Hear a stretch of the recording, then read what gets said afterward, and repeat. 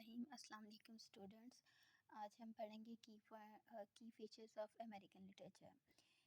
First of all individualism and self reliance. اس کا مطلب یہ ہے کہ اس میں اس مومنٹ میں اس چیز پر فوکس کیا گیا تھا کہ ایک انڈیویجول جو ہے وہ اپنی محنت کے تھرو جو ہے وہ کس طرح سے اچیومنٹس کو حاصل کرتا ہے، سکسیس حاصل کرتا ہے. وہ جو بھی اچیومنٹ حاصل کرتا ہے یا کوئی پوسٹ یا مرتبہ اسٹیٹس رتبہ حاصل کرتا ہے تو وہ صرف اپنی محنت سے حاصل کرتا ہے، نہ کہ اسے جو ہے وہ وراثت میں دولت ملی ہو یا وراثت میں وہ مرتبہ ملا ہو.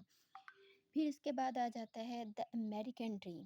امریکن جو ڈریم تھا وہ یہ تھا کہ وہ اس چیز پہ خوشی حاصل کرتے تھے کہ وہ زیادہ سے زیادہ کام کریں، وہ ہاتھ سے کام کریں، یعنی وہ سکسیس کو، کامیابی کی جو کنجی تھی یا کی تھی وہ محنت کو، ہارڈ ورک کو جو تھی وہ مانتے تھے.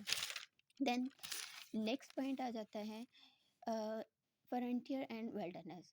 ایک ان کا یہ کانسیپٹ تھا، وہ یہ چاہتے تھے کہ وہ زیادہ سے زیادہ جو ہے وہ ریلیشن شپ قائم کریں نیچر کے اور ہیومن بینگ کے اندر. وہ انٹیم لینڈسکیپس یہ اس قسم کے، یعنی وہ جو ہیں وسیع و عریض جو دنیا کے نظارے ہیں وہ ان کو ایکسپلور کریں اور زیادہ سے زیادہ جو ہیں وہ اس پہ جا کے فوکس کرتے تھے وہ. پھر اس کے بعد سوشل کمنٹری اینڈ ریئلزم آ جاتا ہے.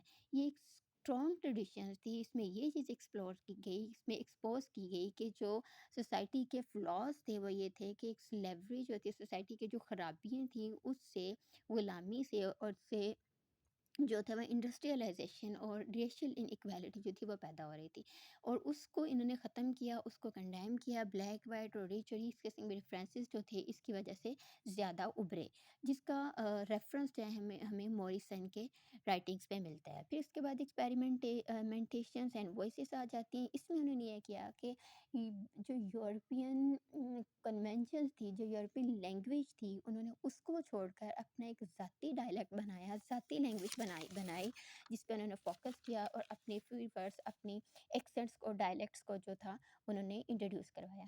پھر اس کے بعد کولونیلزم ان امریکن لٹریچر آ جاتا ہے. اپروکس 1607 کے اندر برٹش سیٹلرز جو تھے انہوں نے ایک ایسا ایکسپیرینس کیا، وہ چاہتے تھے کہ دنیا کے اندر ایک نیو ورلڈ جو ہے وہ قائم کیا جائے، اس چیز پہ فوکس کیا جائے. جو ریلیجیس بلیفس تھے، فیلنگس تھے، اور ان کی جو سروائیول تھی، جو جسٹیفیکیشن تھی، ساری چیزوں کو لے کر اس کے اوپر ان کے ساتھ ساتھ ایک نیو ورڈ انٹروڈیوس کروائی جائے جس میں ان چیزوں کو ڈومینیٹ نہ کیا جائے. پھر اس کے بعد ان کی جو فاؤنڈیشنز ہیں وہ ان کی پیورٹنس کی سرمنس میں، ان کی پھر جو تھی ایکسپلین جرنلز میں، ان کی رائٹنگز میں، ان کی ڈائریز میں، ان ساری چیزوں کی بنیاد جو ہے، ان کی ثبوت جو ہیں وہ ہمیں ملتے ہیں جو ان چیزوں کی بنیاد رکھے. انہوں نے پھر ایک امریکن ایروسینٹرک جو تھا اس کی ایک آئیڈینٹی کی بنیاد ہے کہ یعنی دنیا کی تاریخ کو اپنے انداز سے دیکھنا، صرف مغربی نقطۂ نظر سے دیکھنا، اس چیز کو انہوں نے انٹروڈیوس کروایا.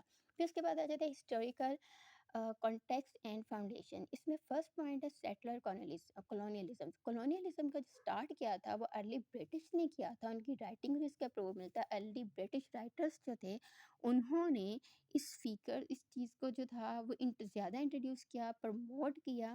جیسے سمتھ کی ڈاکومنٹس، اس کی رائٹنگز ہیں، اس نے امریکن اپرچونیٹیز کو جو تھا زیادہ سے زیادہ پروموٹ کیا. پھر پیوریٹنس آ جاتے ہیں. پیوریٹنس کا میجر فوکس پروڈیوسنگ ورک، اس میں ڈیوائن اور گاڈ گائیڈنس، سین، اسپریچول سروائیول، ان تمام چیزوں پہ ان کا فوکس تھا، ان کے تھرو وہ رولز کرتے تھے.